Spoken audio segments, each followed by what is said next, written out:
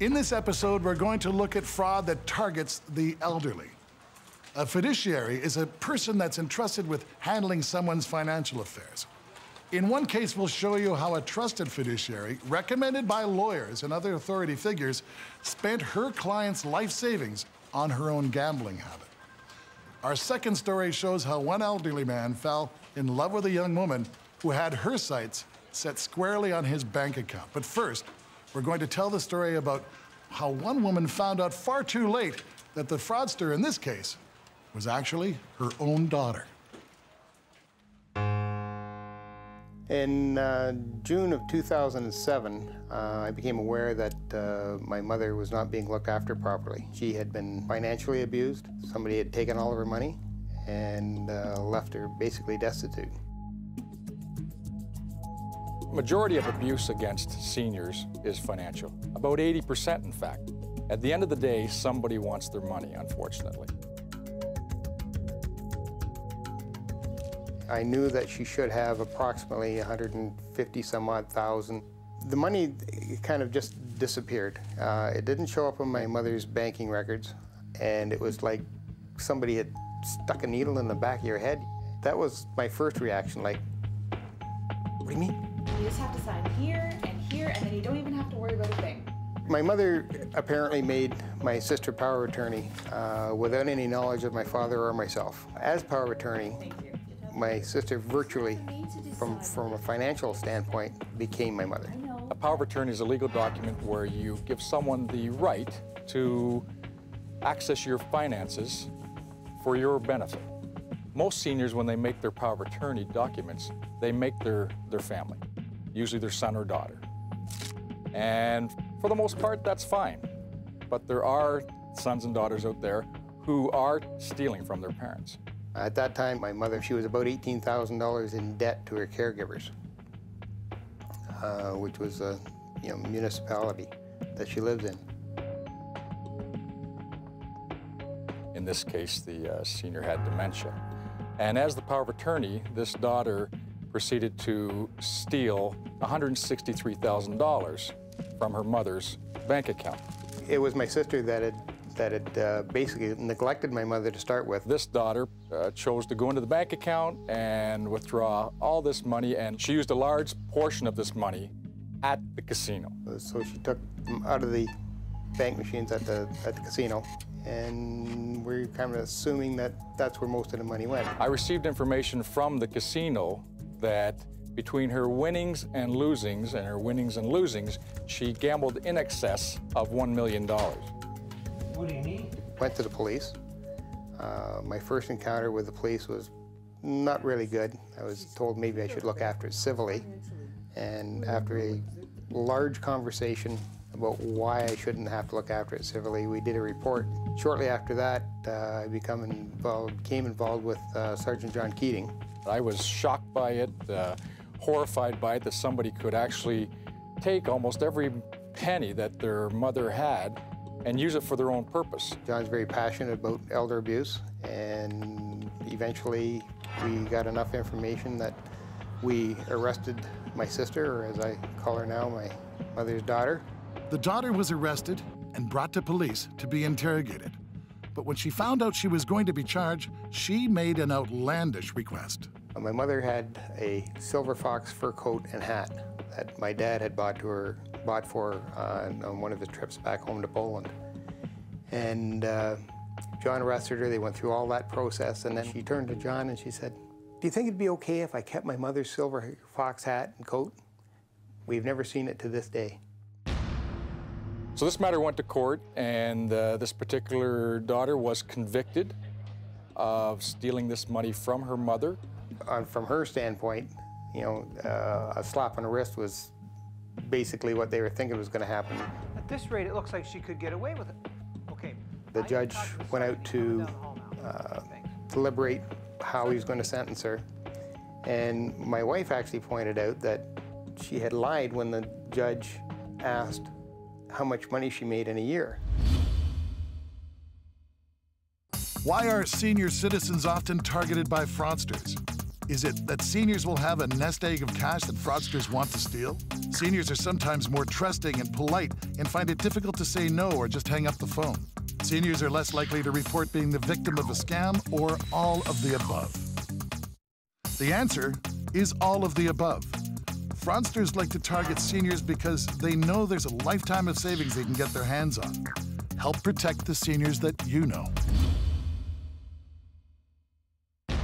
The judge went out, John Keating come up and started to walk back, so I said to him, that's not right. Like, she has more money than that, she's, gets more money than that. And he asked me if I could get a hold of my brother-in-law, who I still get along with. And I said yes. We phoned him in Nova Scotia. He spoke to John, and when the judge came back in, the prosecutor at the time said, before you, pass sentence here, there's something else you should know. You could see in his face that he was just furious. There's not a lot of elder abuse cases in court, at least there wasn't a year or so ago when this took place. But we found that the judge was excellent. He gave a great sentence. I believe she was sentenced to a couple years of house arrest in order to pay restitution and several years probation as well. Elder abuse, financial abuse of this type, is starting to gain momentum across the country, and we have different police services that are actually starting to do something about it. Seniors are from a generation where when things happened within their family, bad things, they kept it between the four walls. Mom is never going to tell anybody because she doesn't want to spread the bad things around that are going on in her family. She's embarrassed of the fact that one of her children might be harming her, stealing her money. So they keep it between the four walls quite often. In my mother's case, they beat her. You don't see the blood and the wounds, but they are there.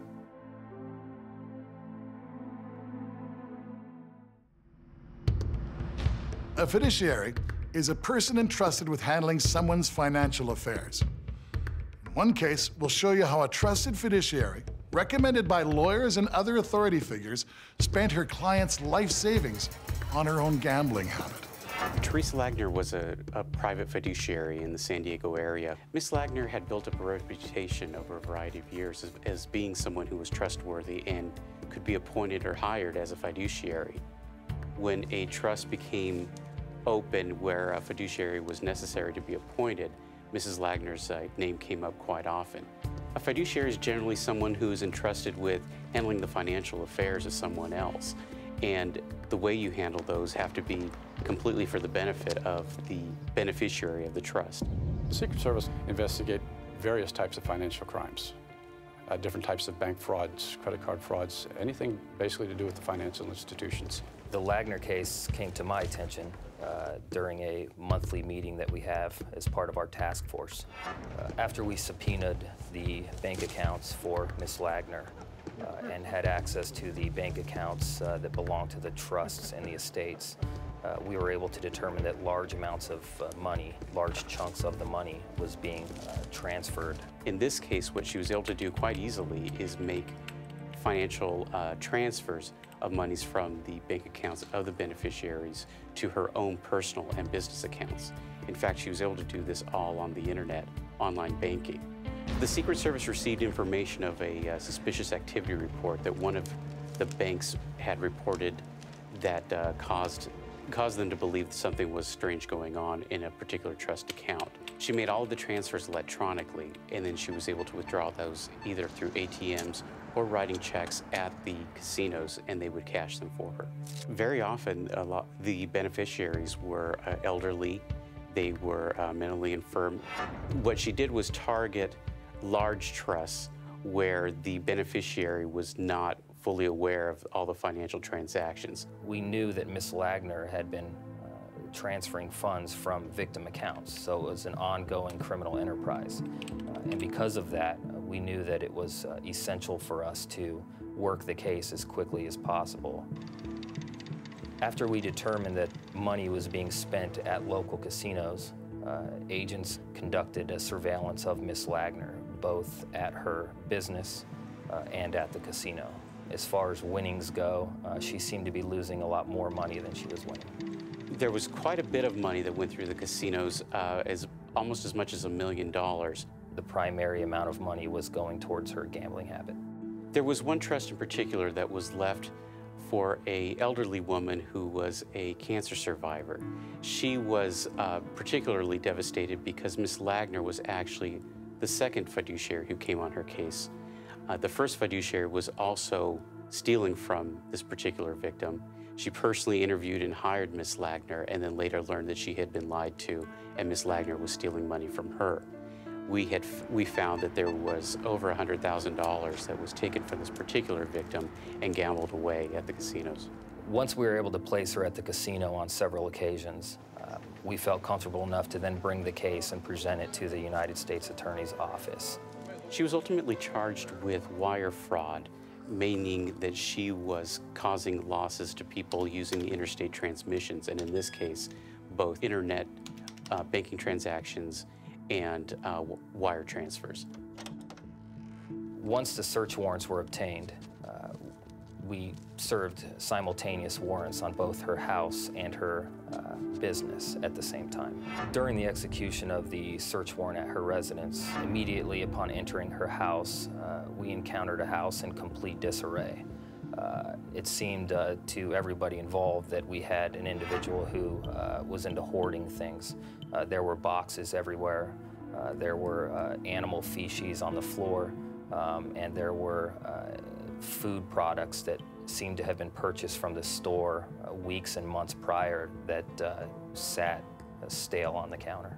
After securing the location, we located Miss Lagner and her husband inside of the home. Agents searched the home, and I conducted an interview with Miss Lagner. During the search of the residence, we seized a number of boxes of paperwork that related to various trusts that she had been managing. Miss Lagner's demeanor was shocked, in a way standoffish with the agents who were interviewing her at first. After several minutes into the interview, I got the feeling that Miss Lagner knew that we had discovered what she had been up to, and she went into a mode of simply stating that she had made a mistake. This was the local school foundation. She came in to see both the prosecutor and the agents to go over how many trusts she actually had a control over and how many transactions, illegal transactions, she had actually made. There were quite a few interviews explaining to her the extent of the damage that she caused. She knew that she was taking improperly from a lot of the trusts and gambling them away, but she had no idea the extent of the money that she had taken. After we received the material both from her residence and her work, at her work, approximately 120 boxes were seized. We were able to determine after combing through the records we seized at her work that they simply did not match with the bank records that we had reviewed from both her bank and the bank records of the victims. When Miss Lagner met with agents, it was obvious that she was very emotional about what had happened. She had prided herself in being a trusted fiduciary for many years and now realized that she had not only let herself down and all of the victims down, but many of the attorneys who had relied on her to be a trustee. She knew that this was the end of her career and was afraid that she would not be able to make amends to all the victims that she took money from. What we learned from this case was that it was quite easy for someone with complete control over trust funds to take and withdraw money immediately. Miss Lagner was sentenced to 18 months custody in federal prison, and she was also ordered to pay full restitution back for the trust that she had taken from. So ultimately, she was ordered to pay back $471,000.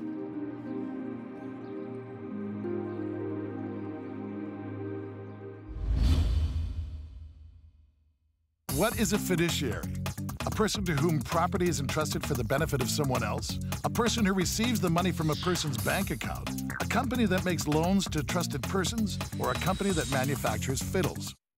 Well, here's the answer. A fiduciary is a person to whom property is entrusted for the benefit of someone else. They're often given the power to control the financial affairs of someone who cannot take care of their own finances. The women that get involved in these situations are professionals. They know what they're doing. One elderly man fell in love with a young woman who set her sights squarely on his bank account. The sweetheart scams are very successful because, for one thing, it's very hard to prosecute. Usually the older gentlemen, the gentlemen that these people target, they're either living by themselves, they're recent widows, they've never been married.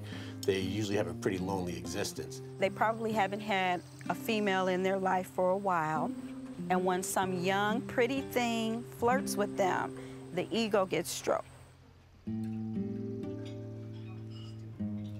One situation that happened right here in Cook County was with an elderly man who was alone at a restaurant and had been approached by a woman. The young woman sat down, they started up a conversation. Before you know it, she invited him to dinner. He enjoyed her companionship. They did become friends. She did have many of the situations, the emergencies coming up in her life. He comes over to dinner. She starts saying that my daughter needs a heart transplant. We need cash now or the bills will be astronomical. I do not have insurance. I do not have any other means to pay that. He gave her a check for $60,000. The women who participate in this sweetheart scam are Eastern European, and they travel. They're not just located in one location. Now again, this was a man all throughout his life. He was watching every penny he ever made. He was not go on these exotic vacations. He did not really even go on vacations. Everything he did, he knew down to the penny. He was very cheap in what he did. And all of a sudden, this woman comes into his life again, telling him that, oh, I love you, I care for you. And the next thing you know, probably within a year and a half, he is out $400,000. If she wasn't available to visit him at home and give him a hug, she would have a family member come. A niece, maybe a sister, who knows what the relations were. And never anything that you might imagine, more of just a hug, a friendly gesture, something that he didn't have anywhere else, but he was getting from them. She invited him to his house. When they got to the house, she was there. A person that she introduced as her brother was there. Her brother's kids were there. These all turned out later on to be basically her husband and her children. They sat down, they would have dinner. Next thing you know, they would tell him what a great guy he was. They would show him around the house. They went down to the basement and said, oh, we have to get this basement finished, but we have no money. He willingly admitted, say, I will give you the money to finish the basement. Sure. Some of these women that we have been dealing with usually are involved with other scams as well that we have. They are usually from like a clannish group who operate in an extended family type setting where usually other members are also involved with some other type of fraud and some other type of theft going on as well. What is this, Dad? Like, look at all the money you have spent on her. He was paying bills for them. He was draining his account. And when his son did see these accounts going down, was outraged, went to the police, made the report, and as the police got involved, the victim would scream at them. He wanted them out of his house. I would go in there and I was asking him how he was doing. I would bring up the subject of this young lady, and all of a sudden he would get very defensive. He would say, this is my girlfriend, this is someone that I care about, this is someone that I want in my life. As the police would leave his home, he would call and give reports to his sweetheart and let her know that the police were asking and that, you know, he wanted to reassure her, everything is fine, I love you, and she would of course say, well, I love you too. He truly believed that this woman cared for him. He truly believed that this woman had his best interests at heart. It's very embarrassing for the man to come forward and say, I was duped, I was taken advantage of. But then once you've opened his eyes about what has occurred here, it becomes abundantly clear you don't have enough for a criminal act because he voluntarily gave all this money.